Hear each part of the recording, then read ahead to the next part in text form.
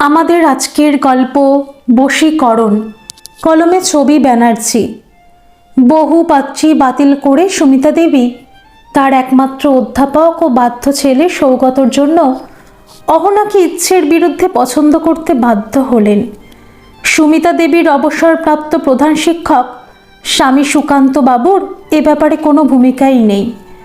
দুর্দণ্ড প্রতাপ সুকান্ত বাবুর স্কুলে বিরাট আধিপত্য থাকলেও নিজের স্ত্রীর কাছে বিয়ের পর থেকেই এ যাবৎকাল ভিজে বেড়ালের ভূমিকা পালন করে এসেছেন।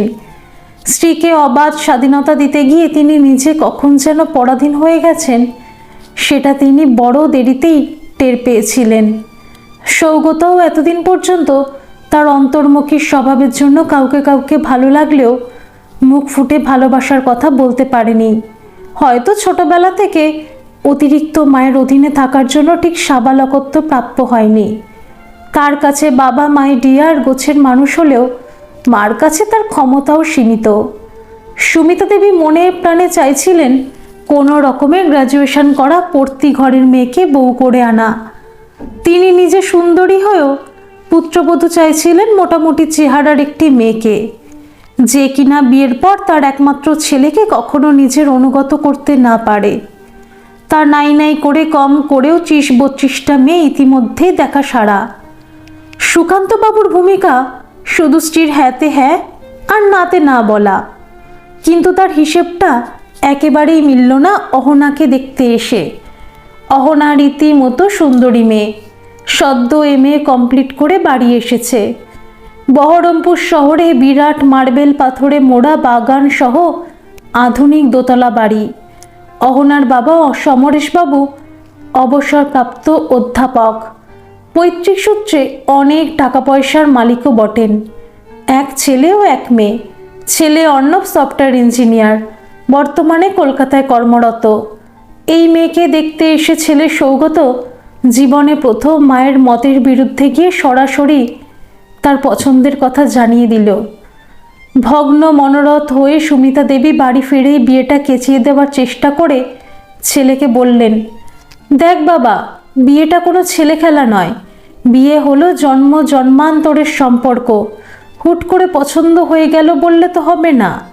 তোদের দুজনের ঠিকুজি কুষ্টি মিলিয়ে তো সিদ্ধান্ত নিতে হবে। এর আগেও সুমিতা দেবী অনেক সুন্দরী শিক্ষিতা মেয়েকে ঠিকুজি কুষ্টির দোহাই দিয়ে বাতিল করেছেন।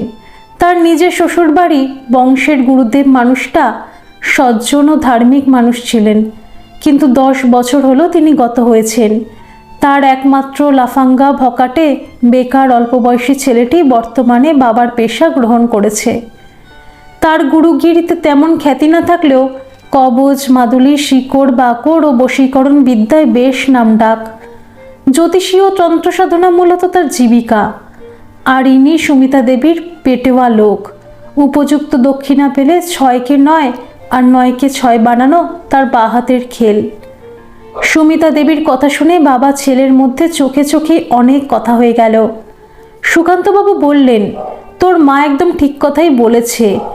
একে তো বহু কাঠখড় পুড়িয়ে বিয়ে করা, তারপর বিয়ের পর সুখে সংসার করা তো চারটিখানি ব্যাপার নয়। পাত্র পাত্রীর ঠিকুজি কুষ্টি মিলিয়ে রাজ্যটো খুলে তবেই না বিয়ে। বাধ্য অনুগত স্বামীর কথা শুনে সুমিতা দেবী স্বস্তির নিঃশ্বাস ফেললেন। তার মুখের গোমড়া ভাবটা কেটে গিয়ে মুহূর্তে মুখটা উজ্জ্বল হয়ে উঠল।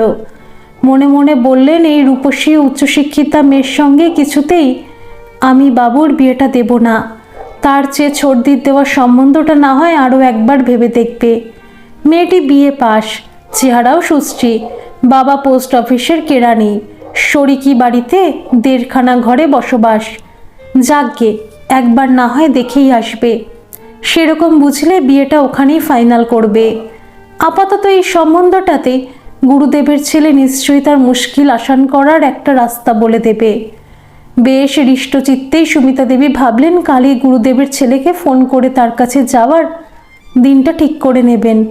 আগের থেকে অনেকটা বেশি ফল ঘি মিষ্টি নিয়ে যেতে হবে। অনেক কটা টাকা গচ্ছাও যাবে। কি আর করা। ঠিক 2 দিন পর সুকান্তবাবু এক দুঃসাহসিক কাজ করলেন। তিনি এক জ্যোতিষীর কাছে গেলেন। ইনি আবার কলকাতা থেকে সপ্তাহে 2 দিন এই শহরে আসেন। গোটা শহরময় এনার বেশ বড় বড় পোস্টার পড়ে। লিফলেটে নামের পিছনে অনেক অলংকার, অব্যর্থ নাকি গণনা।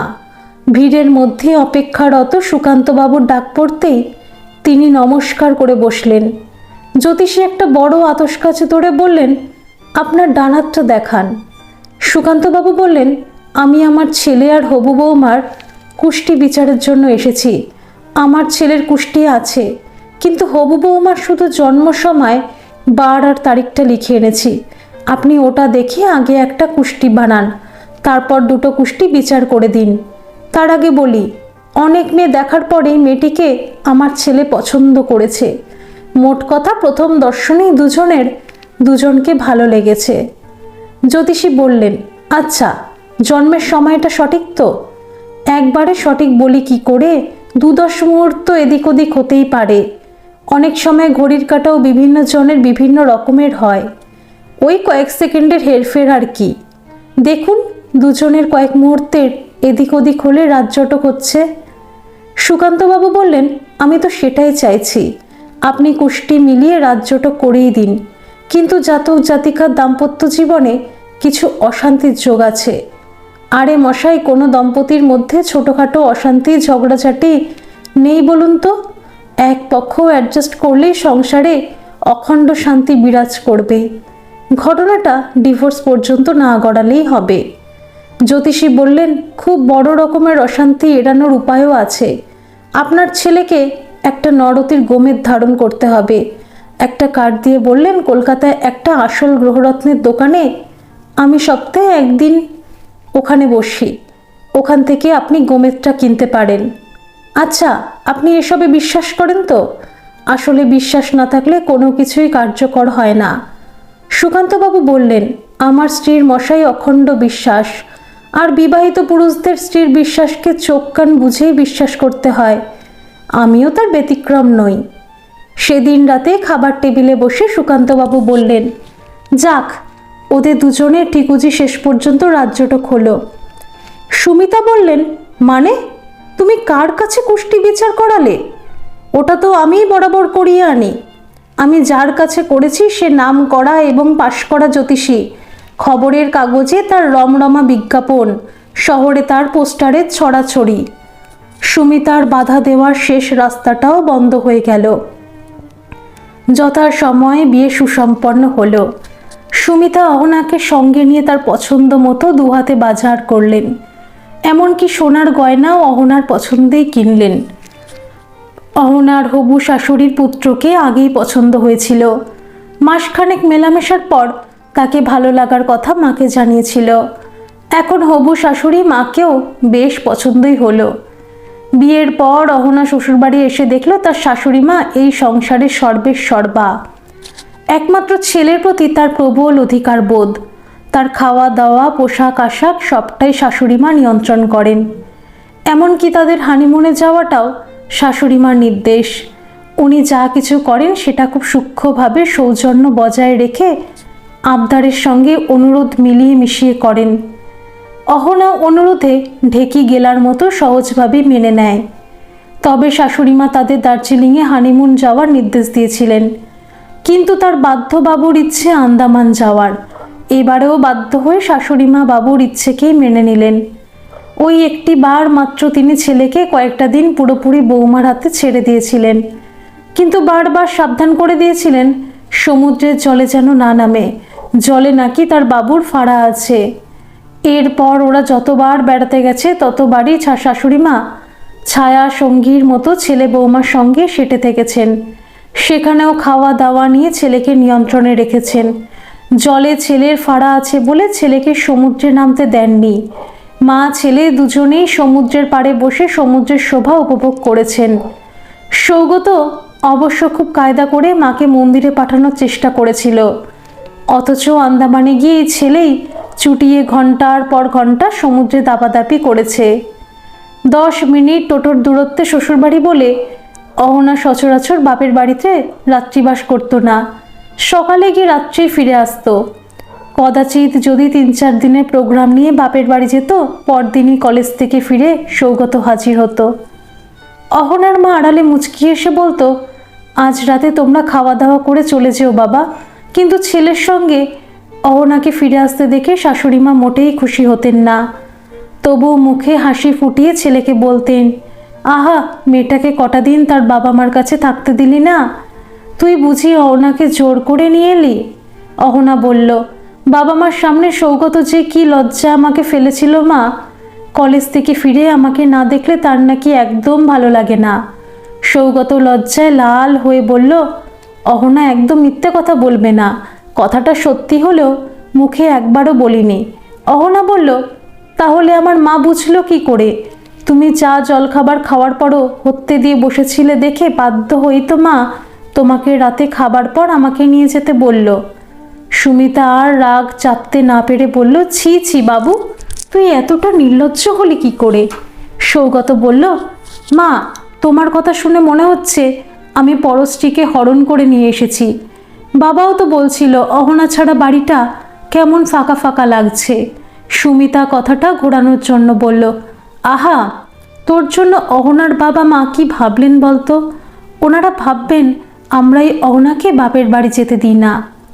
অহনার প্রতি ছেলের এই আধিক্যতা সুমিতার মনে কাটার মতো খচখচ করে বিঁধতে লাগলো। এতদিন পর্যন্ত যে ছেলে কলেজ থেকে ফিরে মা বাবার সঙ্গে চা জলখাবার খেতে খেতে 1.5-2 ঘন্টা গল্প আড্ডায় মশগুল থাকতো, তারপর পাড়ার ক্লাবে সময় কাটাতো, সে এখন বেশিরভাগ দিন কোনো রকমের চাটা খেয়েই মোটর বাইক হাঁকিয়ে বউকে নিয়ে বেরিয়ে যায়। কোনো দিন শ্বশুরবাড়ি গিয়ে রাতের খাওয়া সেরে ফিরে আসে, কোনো দিন এখানে ওখানে ঘোরাঘুরি করে রেস্টুরেন্টে খাওয়া দাওয়া করে ফিরে আসে। মাকে নামকা ওয়াস্তে একটা ফোন করে। এরপর সুমিতা ছেলে বৌমার মধ্যে মনোমালিন্য বাঁধানোর জন্য একটু সূক্ষ্ম কৌশল করলেন। ছেলে কলেজ থেকে ফিরলে একদিন বিষণ্ণ মুখ করে বললেন, বাবু, অহনার ব্যবহারে আজ আমি কষ্ট পেয়েছি। তুই তো জানিস আমি ঘরে নিত্য পুজোর ব্যাপারে একটু নিয়ম নিষ্ঠা মানি। স্নান করে শুদ্ধাচারে ঠাকুর পুজো না হওয়া পর্যন্ত সকালে চা খাওয়া ছাড়া কিছু খাই না। আজ অহনা চায়ের সঙ্গে ডিম দেওয়া কেক খেয়ে আমার অনুমতি না নিয়ে ঠাকুর পুজো করেছে। আমি শুধু মিষ্টি কথায় বলেছিলাম এরকমটা আর কখনো করো না। সেটা নিয়ে সে আমাকে 5টা কথা শুনিয়ে দিল। যাকগে, তুই এটা নিয়ে ওকে কিছু বলিস না। আমার কষ্ট হলেও ভেবে দেখলাম এখনকার আধুনিক মেয়ে সে পুজো আচ্ছার ব্যাপারটা কী বা বোঝে। সৌগত বলল, ও না বুঝে করেছে মা। আচ্ছা, অহনা স্নান না করে কি পুজো করেছে? স্নান করলে কি সব শুদ্ধ হয়ে যায় বাবা? তুই ছোট থেকে তো সব দেখছিস, ঠাকুর পুজোর জন্য আলাদা শুদ্ধ পোশাক পরতে হয়। তাছাড়া অহনা এঁটো কাটার জ্ঞান নেই। এই তো কাল কেক বানাতে গিয়ে ডিম ফাটিয়ে হাত না ধুয়ে চিনির কৌটোতে হাত দিল। এটাতে আমার খাটুনি তো বাড়ল। এছাড়াও আমার মনে হয় আমার রান্নাও অহনার পছন্দ নয়, ঠিক তৃপ্তি করে খায় না। সৌগত ঘরে এসে অহনার সঙ্গে প্রথমটা ঠাট্টার মধ্যে কথা বলতে শুরু করেছিল। মায়ের অভিযোগে সবটাই বলেছিল, আচ্ছা অহনা, আমাদের বাড়ি রান্না খেতে তোমার সমস্যা হচ্ছে? আর তুমি এত ভক্তিমতী মেয়ে, জানতাম তো না। পুজোর ব্যাপারটা মাকেই বরং ছেড়ে দাও। অহনা খানিকক্ষণ চুপ করে থেকে বলল, তার আগে বলো তো, এত খুঁটিনাটি ব্যাপার তুমি জানলে কি করে? মা বলেছেন তো? তাহলে বলি, মা পুজো সেরে প্রায় বেলা 11টা 11:30 জলখাবার খান। আমি মায়ের সময়টা বাঁচাতে স্নান করে কাঁচা পোশাকে পুজো করতে চেয়েছিলাম। আর একটা পরিবেশ থেকে অন্য পরিবেশে এলে সব কিছু অভ্যেস রাতারাতি পাল্টে যায় না, তার জন্য মিনিমাম কিছু সময় লাগে। তোমরা তরকারিতে প্রচণ্ড ঝাল খাও, আমি খুব সামান্য ঝাল খাই। সবটাই একদিন আমার অভ্যাস হয়ে যাবে। কিন্তু তোমার এই লাগানি ভাঙানি ব্যাপারটা আমি এক্সপেক্ট করিনি। মার কথা যে সবসময় বেদবাক্য হবে এই ধারণাটা ঠিক নয়।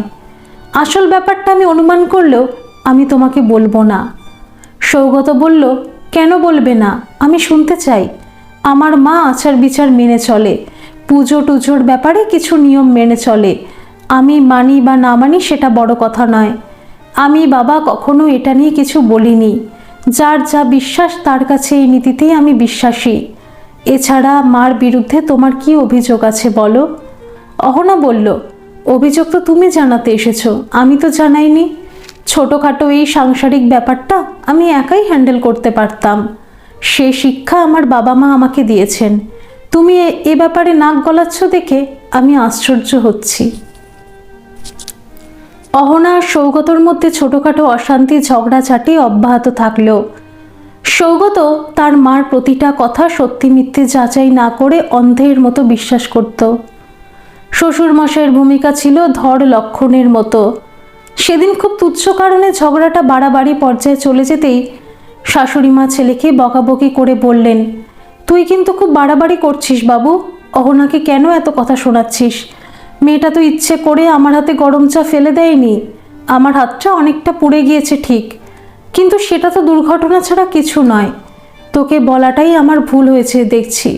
তোদের না কাল রবিবার বন্ধুদের সঙ্গে ফিস্ট করার কথা, অহনার মুডটা অফ করে দিলি তো। অহনা শাশুড়ি মার অভিনয় দেখে হতবাক হয়ে গেল। পরদিন যথারীতি সৌগত হাজারবার সরি বলেও অহনাকে নিয়ে যেতে পারল না।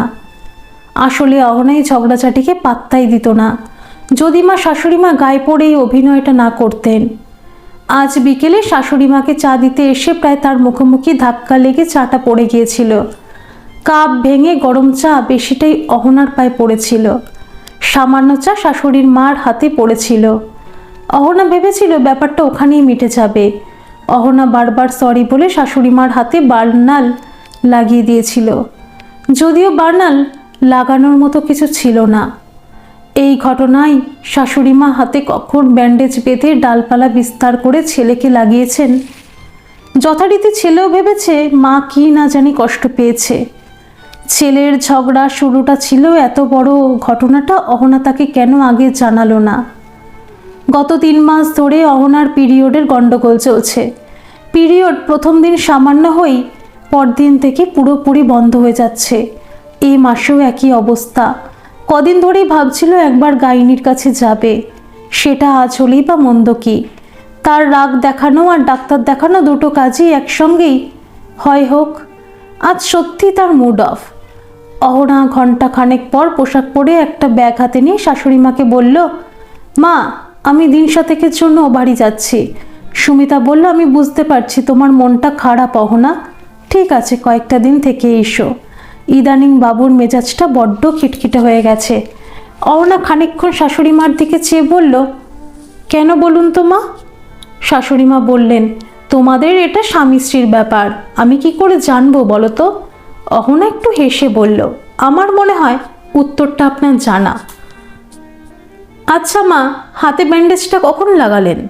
আর লাগিয়েছেন যখন, তখন ব্যান্ডেজটা খুলে ঠিক কতটা আপনার হাতটা আমি পুড়িয়ে দিয়েছি সেটা আপনার ছেলেকে দেখালেন না কেন? আপনার 3 গুণ ছ্যাঁকা আমার পায়ে লেগেছিল, সেটা কি ছেলেকে বলেছেন? আগে জানলে আমিও তো একটা বড় সড়ো ব্যান্ডেজ বাঁধতে পারতাম। শাশুড়ি মা বললেন, তুমি আমাকে ভুল ভাবছ অহনা, বাবুকে আমি তেমন কিছুই বলিনি। সে সবটা না শুনেই তোমার উপর চোটপাট করেছে। অহনা বলল, আমি যা বোঝার বুঝে গেছি মা, আপনার কৌশলটা কিন্তু প্রশংসনীয় মা। বেলা 10:30টায় ব্যাগ নিয়ে অহনাকে ঢুকতে দেখে বাবা বলল, কী রে হঠাৎ এলি যে? কাল রাতেও ফোন করলাম, কিছু বললি না তো। যাক ভালোই হলো এসেছিস। আজ ইলিশ মাছ এনে তোর কথা খুব মনে হচ্ছিল। মা রান্নাঘর থেকে বেরিয়ে এসে বলল, প্রতিবার ঘটা করে কেন যে ব্যাগ গুছিয়ে আনিস জানি না বাবু। সন্ধে হতে না হতেই তো জামাই এসে হাজির হবে। তোর মুখটা এত থমথমে লাগছে কেন রে? কিছু হয়েছে? অহনা হেসে বলল, না মা, এবারে কটা দিন থাকবো, তোমার জামাই এলেও যাব না। আর কি হবে? জানি না বাবা, তুই যা চাপা মেয়ে। এখন কিছু খাবি তো? অহনা বলল, না মা, জল খাবার খেয়ে এসেছি, একটু চা খাবো। বহুদিন পর মায়ের হাতে তৃপ্তি করে ভাত খাওয়ার পরেই বাথরুমে দরজা বন্ধ করে হড়হড় করে বমি করে ফেলল অহনা। মা ছুটে এসে দরজা ধাক্কা দিয়ে বলল, কি হলো? শরীর খারাপ করছে? চোখে মুখে জল দিয়ে এসে অহনা বলল, মনে হয় অ্যাসিডিটি হয়েছে মা। সন্ধ্যার পর যথারীতি সৌগত এলো। জামাইকে চা জল খাবার করে দিয়ে শাশুড়ি মা বললেন, বাবা অহনার শরীরটা খারাপ, ও কয়েকটা দিন এখানে থাকবে। অহনা ঘরে শুয়ে আছে। সৌগত ঘরে এসে বলল, কি হয়েছে তোমার? কথা বলবে না? অহনা বলল, আমাকে বাদ দিয়ে পিকনিক নিশ্চয়ই খুব এনজয় করেছো। আমি 1 ঘন্টা থেকে শরীর খারাপের অজুহাত দেখিয়ে বাড়িতে খেয়েছি।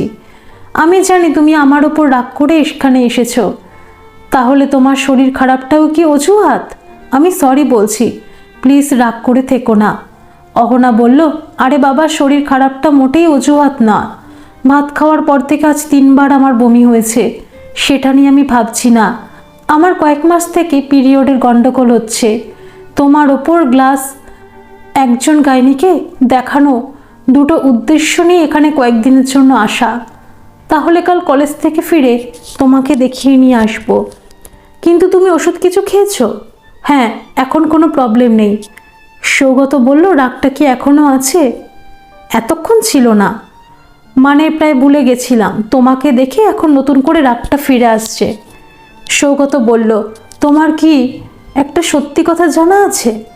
কোন সত্যি? রাগের সঙ্গে অনুরাগের একটা অঙ্গাঙ্গী সম্পর্ক আছে। অহনা বলল, তাই নাকি? বেশ, সেটা পরীক্ষার জন্য আমি এখানে 1 মাস থাকব। সৌগত বলল, বেশ, আমি কি করলে তোমার রাগ ভাঙবে বলো? 100 বার গুনে গুনে সরি বলবো? ওটাই তো তুমি পারো। আচ্ছা, তাহলে বলছি, দেবী দেহি পদবল্লভ মুদারাম। কই, তোমার পা দুটো দাও। এ কি, পায়ের পাতাটা এমন কালচে মেরে আছে কেন? অহনা বলল, ওরে বাবা, এছে ভূতের মুখে রাম নাম। স্ত্রীর দিকে এতটা খুঁটিয়ে নজর দেওয়ার সময় তোমার আছে নাকি? জানতাম না তো। অহনা, আমি জানি এটা তুমি মন থেকে বলছো না, প্লিজ বলো কি করে হলো? আমাকে আগে বলনি কেন? অহনা বলল, কাল যখন জানতে চাওনি তখন থাক, এটা খুব তুচ্ছ ব্যাপার বলেই বলিনি। আমি শুধু বলবো, ভবিষ্যতে যা কিছু বলবে বা করবে নিজের যুক্তি বুদ্ধি খাটিয়ে বলবে। সৌগত বলল, বুঝেছি, আমি সব কিছুর জন্য সরি বলছি এবং আমার নিশ্চিত বিশ্বাস শেষ পর্যন্ত তোমার রাগের চেয়ে অনুরাগটাই জয়ী হবে। 2-3 দিনের মধ্যে 2 বারই জানলো অহনা মা হতে চলেছে। অহনা মা হবার আনন্দে সব কিছু ভুলে গিয়ে মাকে বলল, মা, আমি আজ বিকেলে সৌগতর সঙ্গে ও বাড়ি চলে যাব। বাচ্চা হবার 2-1 মাস আগে না হয় টানা তোমাদের কাছে থাকবো। আমি জানতাম মা, ঘরে যে তোমাদের মান অভিমানের পালা চলছিল সেটা ঘরের বাইরে থেকেই আমিও টের পেয়েছিলাম, কিন্তু তোর তো রেস্ট দরকার মা। অহনা বলল, না মা, ডাক্তারবাবু আমাকে বেড রেস্টে থাকতে বলেননি, শুধু সাবধানে থাকতে বলেছেন। তাছাড়া ওখানে আমাকে তেমন কিছু করতে হয় না, আমি রেস্টেই থাকবো মা। ওখানে থেকে আমার শ্বশুরমশাই শাশুড়ি মা বারবার ফোন করছেন। তোকে কি ওনারা যেতে বলেছেন? আমি বরং একবার ফোন করে তোকে 1 মাস এখানে থাকার জন্য বলছি। জামাই না হয় মাঝে মাঝে এখানে এসে থাকবে। অহনা বলল, তুমি কি যে বলো না মা, আমি কি সেই জন্য বলছি?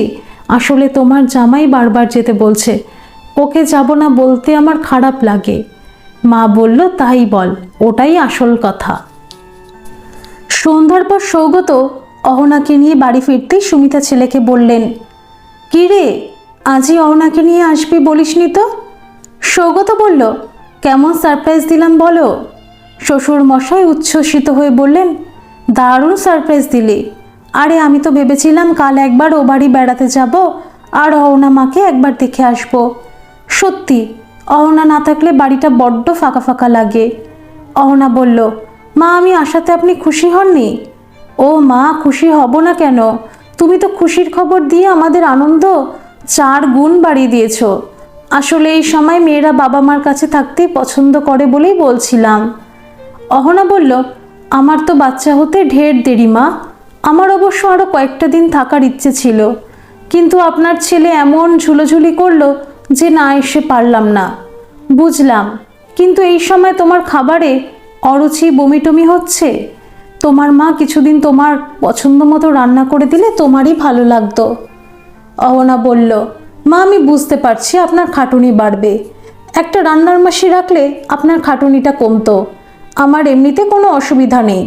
ডাক্তারবাবু বলেছেন এই অরুচি বমি কয়েকদিনের মধ্যেই চলে যাবে। তবু আপনি চাইলে আমি আরও কিছুদিন কেন, বাচ্চা বড় হওয়া পর্যন্ত থেকে আসতেই পারি। তবে সেক্ষেত্রে আপনারই অসুবিধা হবে। আপনি তো আপনার বাবুকে চোখে হারান। আপনার রান্না ছাড়া সে খেতে পারে না বলে আমাকে রান্নাঘরের ত্রিসীমানায় ঢুকতে দেন না। কিন্তু আমি বাপের বাড়ি গেলে সে প্রতিদিন কলেজ থেকে সোজা আমাদের বাড়ি চলে যাবে আর রাতে আমার মায়ের রান্না খেয়ে বাড়ি ফিরবে। আসলেও আমাদের বাড়িতে ঠিক জামাই সুলভ আচরণ করে না, সেটা দেখে আমারই লজ্জা করে। সুমিতা গম্ভীর মুখে বললেন, আমি তো তোমাকে একবারও যেতে বলিনি। আসলে আমার রান্না তুমি এমনিতেই পছন্দ করো না, আর এই সময় হয়তো একেবারেই করবে না। মা, সবটাই তো অভ্যেসের ব্যাপার। আপনার রান্না আমার অপছন্দের তো নয়, শুধু আপনারা ঝাল বেশি খান বলে প্রথম প্রথম একটু অসুবিধা হতো।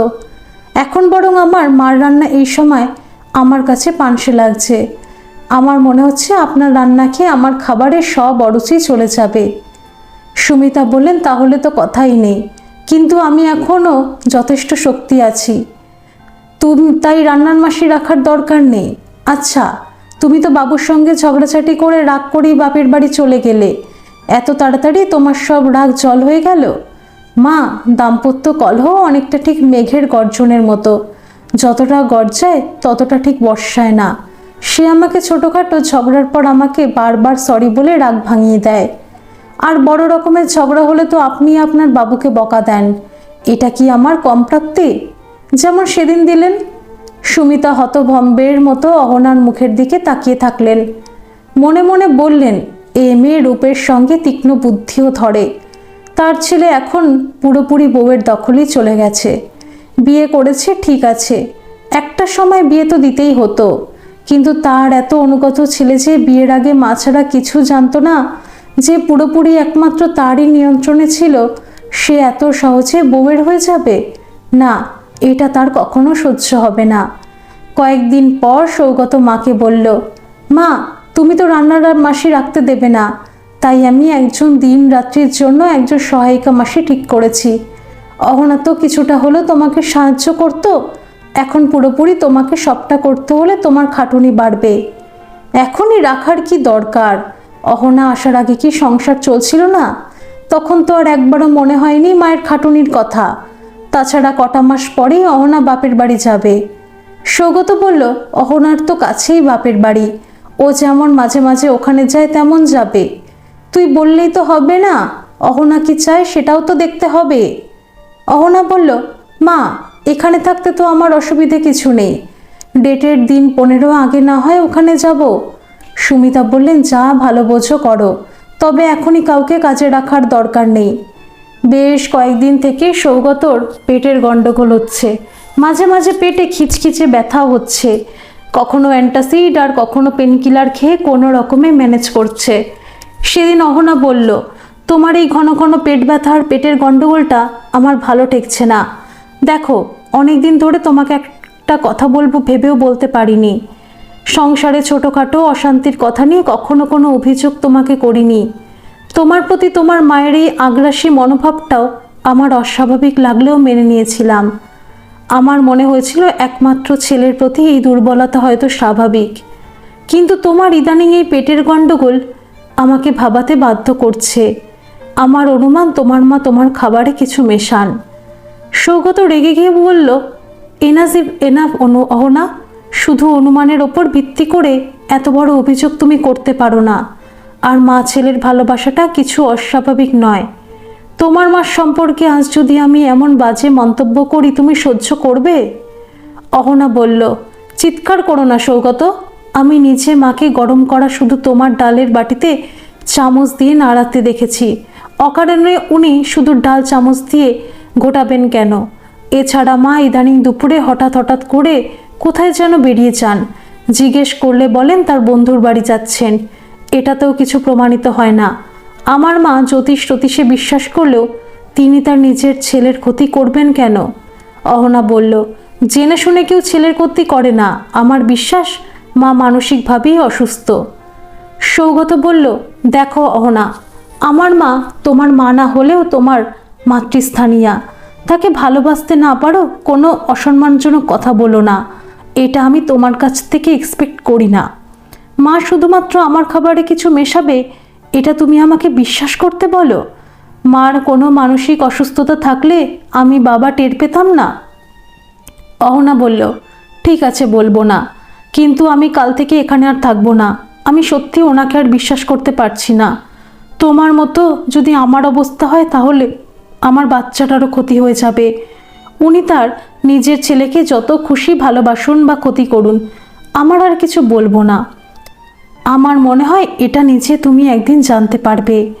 সৌগত তখনকার মতো চুপ করে গেলেও কথাটা ছোট্ট কাটার মতো কোথাও তার মনে থেকে গেল। কয়েকদিন পর সৌগত বলল, মা চটপট খেতে দাও, শুধু মাছের ঝোল ছাড়া আর কিছু দিও না। তার অবচেতন মন হয়তো ডাল খেতে বাধা দিল। ভাত বাড়তে দেরি হচ্ছে দেখে কিছুটা কৌতূহল বশত রান্নাঘরে গিয়ে দেখল মা একটা কাগজের পুড়িয়া সবে খুলে মাছের ঝোলের বাটিতে মেশাতে যাচ্ছে। ঠিক সেই অবস্থাতেই সৌগত খপ করে মায়ের হাতটা ধরে ফেললে বলল, এটা কি মেশাতে যাচ্ছিলে মা? সুমিতা থতমত খেয়ে বলল, এটা তো গোলমরিচের গুঁড়ো। অহনা এগিয়ে এসে বলল, না এটা গোলমরিচের গুঁড়ো নয় মা, এটা সম্ভবত বিষাক্ত কোনো শিকড়ের গুঁড়ো। সৌগত, তুমি এটা কোনো ল্যাবরেটরিতে টেস্ট করতে দাও। সৌগত বলল, মা তুমি কেন খাবারে এসব মেশাচ্ছিলে? তাহলে অহনা যা অনুমান করেছিল সব সত্যি। এখন আমার মনে হচ্ছে তুমি আমার বিয়ের পরে অহনার বিরুদ্ধে যা যা অভিযোগ করে আমাদের মধ্যে ঝগড়া বাঁধাতে সেটা ইচ্ছাকৃত। আজ এই রান্না কেউ খাবে না। অহনা তুমি যা হোক একটু রান্না করে বাবা মা আর তুমি খেয়ে নিও। আমি আজই একটা রেন্টের ফ্ল্যাট দেখছি। অহনা বলল, তুমি এখনো ভুল ভাবছো সৌগত। উনি শুধুমাত্র তোমার খাবারে এসব মেশাতেন। ওনার আসল প্রতিদ্বন্দ্বী তো আমি। উনি প্রথম চেষ্টা করেছিলেন তোমার আমার মধ্যে সম্পর্ক খারাপ করে দিতে। সেটাতে ফেলিওর হয়ে খাবারে এইসব মিশিয়ে তোমাকে সম্পূর্ণ নিজের নিয়ন্ত্রণে রাখতে চেয়েছিলেন। ওই যাকে বলে বশীকরণ। আর এ ব্যাপারে কেউ না কেউ ওনাকে আড়াল থেকে সাহায্য করছে বলে আমার ধারণা। আসলে মা মানসিকভাবেই অসুস্থ, ওনার চিকিৎসা দরকার। মা আমি কি ভুল বলছি? সংসারে মা ছেলেকে ভালোবাসবে, ছেলে মাকে ভালোবাসবে, এটা তো স্বাভাবিক। কিন্তু ছেলে বিয়ের পর বউকে ভালোবাসবে, এটা আপনি আপনার মানসিক অসুস্থতা থেকে মেনে নিতে পারছিলেন না। তাই ছেলেকে সম্পূর্ণ নিজের নিয়ন্ত্রণে রাখার ও বউয়ের প্রতি ছেলেকে বীতশ্রদ্ধ হওয়ার জন্য যে পন্থা অবলম্বন করেছিলেন সেটা অত্যন্ত ঘৃণ্য পন্থা মা। এই পন্থা কোনো সুস্থ মানুষ করতে পারে না। গোলমালের আওয়াজ শুনে সুকান্তবাবু ঘর থেকে বেরিয়ে এসে সব শুনে বললেন, সুমিতা এসব কি শুনছি? অহনা বলল, বাবা কিছু মনে করবেন না, আমি সৌগতর কাছে আমাদের বিয়ে নিয়ে অনেক কথা শুনেছি। উনি যখন ছেলের একটার পর একটা বিয়ে নাকচ করছিলেন তখনই আপনার বোঝা উচিত ছিল আপনার স্ত্রীর মানসিক সমস্যা আছে, তার চিকিৎসার প্রয়োজন আছে। আমি এখনও জানি না এরপর মা আমার পেটের বাচ্চাটাকে নষ্ট করার কোনো পরিকল্পনা করেছিলেন কি না। শুনুন বাবা, আমি এখনই এখান থেকে চলে যাচ্ছি। তবে মা চিকিৎসায় সুস্থ হয়ে যতদিন না আমাকে প্রতিদ্বন্দ্বী না ভেবে বন্ধু ভাববেন ততদিন আমি ফিরে আসব না। ভয় নেই, আপনার ছেলেকে আমি কখনোই আপনাদের থেকে বিচ্ছিন্ন করব না। আমি তো নিজেও মা হতে চলেছি, আর আপনারা দুজন খেয়ে নেবেন। মা আর বাকি খাবারে কিছু মেশায়নি। আজকালের মধ্যেই একটা রান্নার মাসি আর দিনরাতের জন্য একজন সহায়িকা মাসি রাখুন। জল থেকে চা কফি কোনো খাবারে মাকে হাত দিতে দেবেন না। মোট কথা মায়ের ওপর তীক্ষ্ণ নজর রাখবেন। সুমিতা এতক্ষণ পর মুখ তুলে তাকিয়ে বলল, অহনা আমার কি সত্যি মানসিক সমস্যা আছে? মা সেটা তো ডাক্তারবাবু বলবেন। আপনি শুধু আপনার আচার আচরণ কোনো কিছু ডাক্তারবাবুর কাছে গোপন করবেন না। আর এটা যদি আপনার মানসিক সমস্যা না হয়ে শুধুমাত্র ছেলের বউয়ের প্রতি জেলাস হয়ে এসব করে থাকেন তাহলে আপনার সঙ্গে আমাদের এক ছাদের তলায় থাকাটা বিপজ্জনক। আমি আপনাকে সময় সুযোগ দুটোই দিচ্ছি, আর আমি বাপের বাড়ি গেলেও আপনাদের কোনো প্রশ্ন বা অসম্মানের মুখেও ফেলবো না। সুকান্তবাবু বললেন, অহনা আমি সত্যিই এতদিন চোখে ঠুলি পড়েছিলাম। আমি চাই তোমরা ভবিষ্যতে আলাদা ফ্ল্যাটেই থাকো। আমার স্ত্রীর দায়িত্ব আমার। আসলে সন্দেহ জিনিসটা বড় সংক্রামক অহনা। ভবিষ্যতে এ বাড়িতে যে ঘটনাই ঘটুক সন্দেহের তীর কিন্তু তোমার শাশুড়িমার দিকেই যাবে। হয়তো আমিও ওকেও সন্দেহ করব। এটাই ওর মানসিক অসুস্থতা কিনা আমারও জানা নেই, তবু আমি ডাক্তার দেখাবো।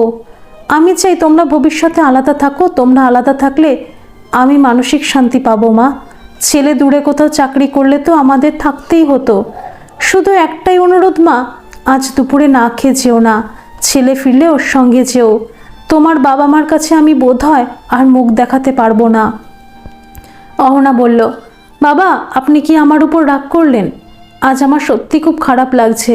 আমি আপনাদের নিয়ে সংসার করতে চেয়েছিলাম। আমি আপনাকে কথা দিচ্ছি, আমার বাবা মা এই ঘটনা জানবে না।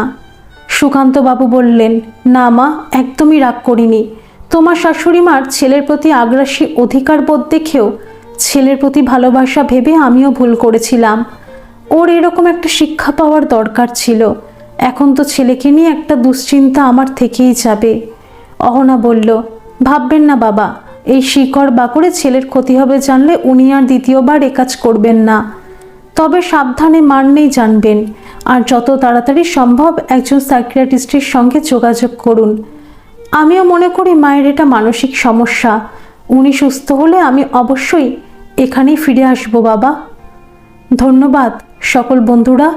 এই গল্পটি যদি আপনাদের ভালো লেগে থাকে তাহলে অবশ্যই একটা লাইক করে দেবেন, আর এই চ্যানেলে নতুন হয়ে থাকলে চ্যানেলটিকে সাবস্ক্রাইব করে আমার পাশে থাকবেন, আর পাশে থাকা বেল আইকনটিকে প্রেস করে দেবেন যাতে সমস্ত গল্পের নোটিফিকেশনগুলি সবার প্রথমে আপনাদের কাছে পৌঁছে যায়।